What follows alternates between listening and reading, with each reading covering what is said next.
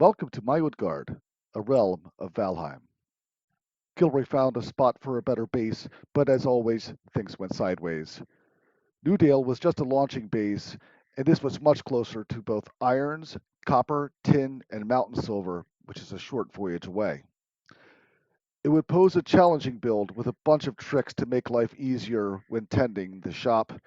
However, I did have to do some work on the security.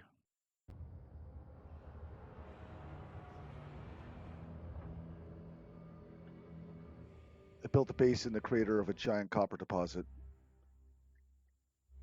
Had to get my kilns up and running so I could process the black iron and the copper and the tin.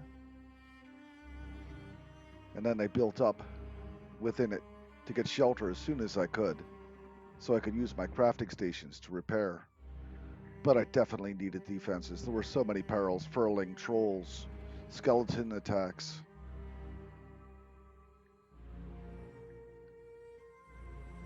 At the center is a big fireplace, but the kilns are the key. I got to get that copper and iron and tin cooking.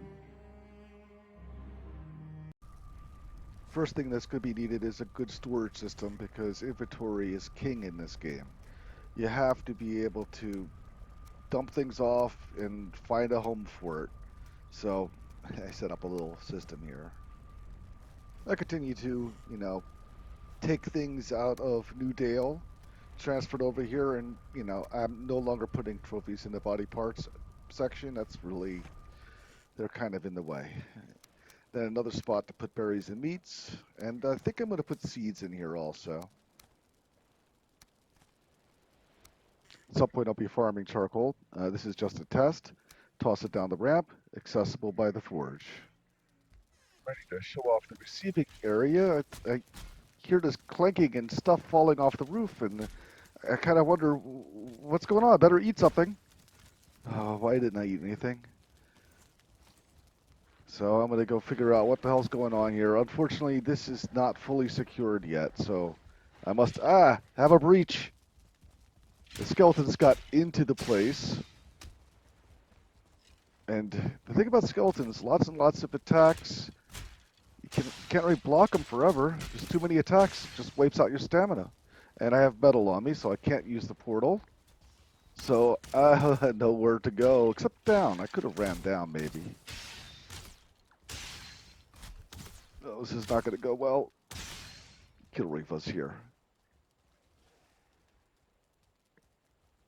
I returned my leather armor because my corpse recovery armor is what I have to recover. Because the other set is at the bottom of the ocean. And I see their skeletons, so I run away. Not going to go that way. I'm going to get my items back. Get myself buffed, and by the time I come back up, they're gone. Okay, now we got to get to smelting some more ore. Obviously, I've done some of it already because the equipment that I have in place would have required it. That was when I was testing out the prototype, which it took a little bit of refinement to get here. It's not perfect, but it's getting there.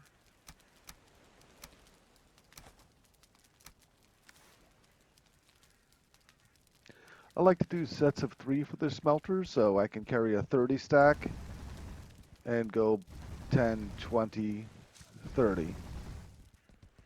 Charcoal's not quite as easy to work out, but charcoal's easier to manage, so I don't care.